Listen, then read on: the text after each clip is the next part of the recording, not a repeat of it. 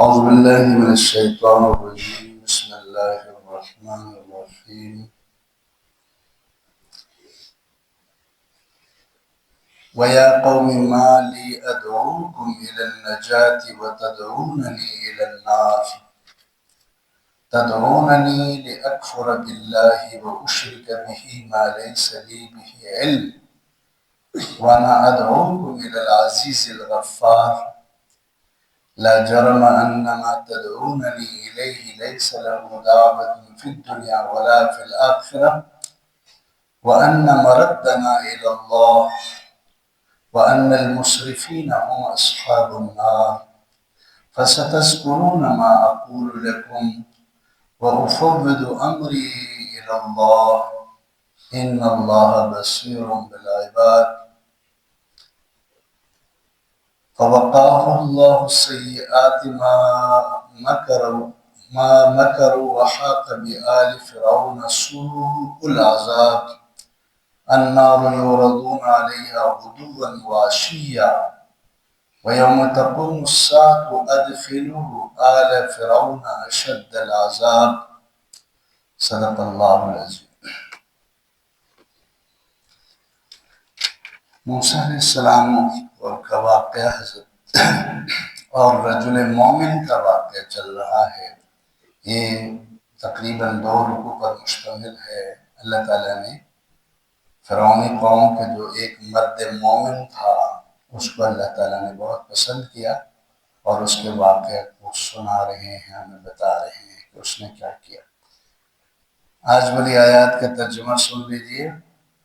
اور رجل مومن نے کہا، یعنی فرعون کی قوم کے جو مومن آدمی موسیٰ علیہ السلام کی حمایت میں بول رہے ہیں، اس کی تقریر، اس کا بیان فرمایا، یا قوم ما لی ادعوکم الی النجات، اے میری قوم میں تو تم کو نجات کی طرف بلاتا ہوں، وتدعوننی الی النار، اور تم تو مجھے آگ کی طرف بلا رہے ہو۔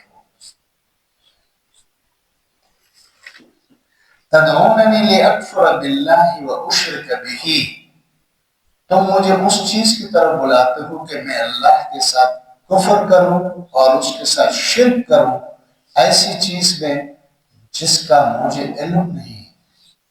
وَأَنَا أَدْعُوكُمْ إِلَى الْعَزِيزِ الْغَفَّارِ، اور میں تم کو ایک زبردست اقتدار والے اور زبردست مہربانی اور معاف کرنے والے کی طرف بلاتا ہوں۔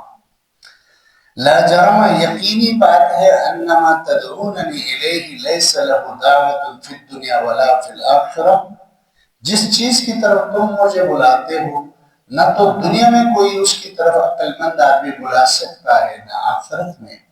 وَأَنَّ مَرَدَّنَا إِلَى اللَّهِ، اور ہم سب کو تو اللہ ہی کی طرف جانا ہے۔ وَأَنَّ الْمُسْرِفِينَ هُمْ أَصْحَابُ النَّارِ، اور جو حد سے گزرنے والے لوگ ہیں یہی لوگ تو جہنمی ہیں۔ فَسَتَذْكُرُونَ مَا أَقُولُ لَكُمْ، اور جو میں نے تم کو بتایا اس کو یاد تم ضرور کرتے رہو گے۔ وَأُفَوِّضُ أَمْرِي إِلَى اللَّهِ، میں اپنے عمل کو، میں اپنے کام کو، اپنی حالت کو اللہ کے حوالے کرتا ہوں۔ ان اللہ بصیر بالعباد، بے شک اللہ بندوں کو دیکھنے والا ہے۔ فوقاہ اللہ سیئات ما مکروا، بس اللہ نے اس مرد مومن کو فرعونیوں کے مکر کی برائی سے بچایا۔ وحاق بآل فرعون سوء العذاب، اور بدترین عذاب نے آل فرعون کو گھیر لیا۔ النار یعرضون علیہا غدوا وعشیا، صبح و شام آل فرعون پر جہنم کی آگ پیش کی جاتی ہے۔ وَيَوْمَ تَقُومُ السَّاعَةُ، اور جس دن قیامت قائم ہوگی، أَدْخِلُوا آلَ فِرْعَوْنَ أَشَدَّ الْعَذَابِ، تو پھر یہ آل فرعون شدید ترین عذاب میں داخل ہوں گے۔ اللہ تعالیٰ حفاظت فرمائے۔ اچھا، یہ رجل مومن جو نا، یہ بہت ہی خوبصورت جو نا سمجھا رہے ہیں موسیٰ علیہ السلام کی حمایت میں اپنی قوم میں۔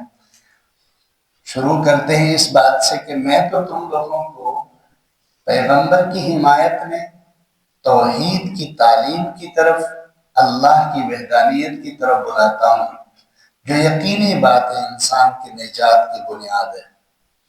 توحید ہے، رسالت ہے، آخرت ہے، ایمان کی تین بنیادی چیزیں ہیں، سمجھیں؟ ایمان ان کو پر، اور تم لوگ مجھے تو آپ کی طرف بلاتے ہو، فرعون کو اور اس کی قوم کو کہے کہ تم لوگ تو جہنم کی طرف مجھے بلا رہے ہیں، اور تم لوگ مجھے جو نا شرک کی طرف، کفر کی طرف دعوت دیتے ہو، حالانکہ میں تم کو ایک العزیز الغفار کی طرف دعوت دے دیتا ہوں، جو سب پر اس کا اقتدار ہے، اس کی حکومت ہے، اور پھر اس کی حکومت میں بہت سارے گناہگار، الغفار گناہگاروں کی وہ مغفرت کرنے والا ہے۔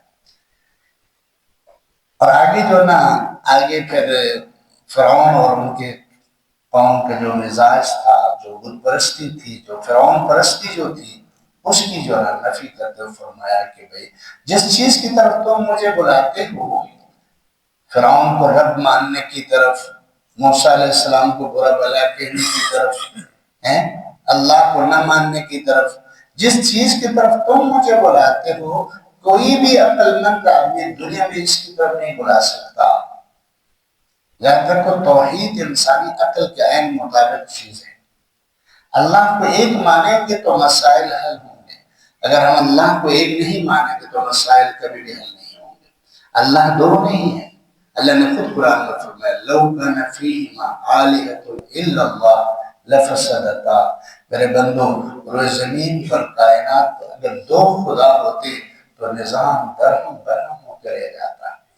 تو اس لیے رجل مومن کیا کہہ رہے ہیں کہ توحید تو عقل کے مطابق بھی 100% ٹھیک چیز ہے، اور جس چیز کی طرف تم مجھے بلاتے ہو، کوئی عقل مند انسان نہ دنیا میں اس کی دعوت دے سکتا ہے، نہ آخرت میں اس کی طرف بلا سکتا ہے۔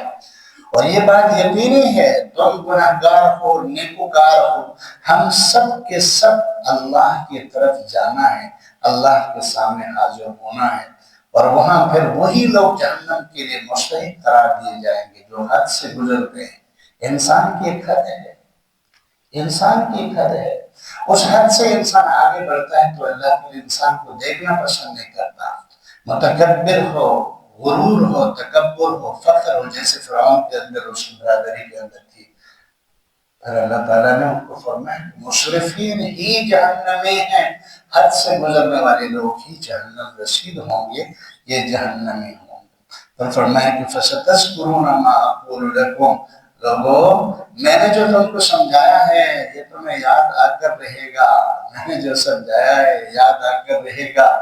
فَسَتَذْكُرُونَ مَا أَقُولُ لَكُمْ، جو میں نے تم کو بتایا ہے یہ تمہیں ضرور یاد آ کر رہے گا۔ ہاں، وَأُفَوِّضُ أَمْرِي إِلَى اللَّهِ، میں تو اپنے امر کو، امر کہتے ہیں کام کو، امر کہتے ہیں حالت کو، اس وجہ سے میں نے ترجمے میں دونوں کا لفظ استعمال کیا۔ وَأُفَوِّضُ أَمْرِي إِلَى اللَّهِ، میں اپنے سارے کام اللہ کے حوالے کرتا ہوں۔ میں اپنی اس حالت کو کہ تم لوگ مجھے نہیں مانتے ہو، موسیٰ سب کو نہیں مانتے ہو، اس حالت کو اللہ کے حوالے کرتا ہوں۔ ان اللہ بصیر بالعباد، بے شک اللہ اپنے بندوں کو دیکھنے والا ہے، بندوں کے اندر بھی دیکھتا ہے، ان کے دل کے اخلاص کو بھی دیکھتا ہے، ان کے ظاہری مشقت اور صبر کو بھی دیکھتا ہے۔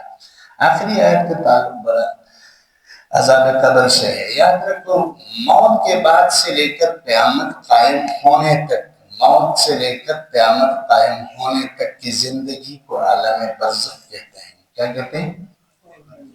عالم برزخ کہتے ہیں۔ عالم برزخ قبر کی زندگی، اور ہر بندے کے لیے قبر نہیں، دنیا میں بہت سارے ایسے لوگ ہوتے ہیں جو سمندر میں غرق ہو کر مر جاتے ہیں، تو انسان جہاں اس کی ہڈیاں، جہاں اس کا جسم پڑا ہے، جہاں وہ مرا ہے وہی اس کی قبر ہے۔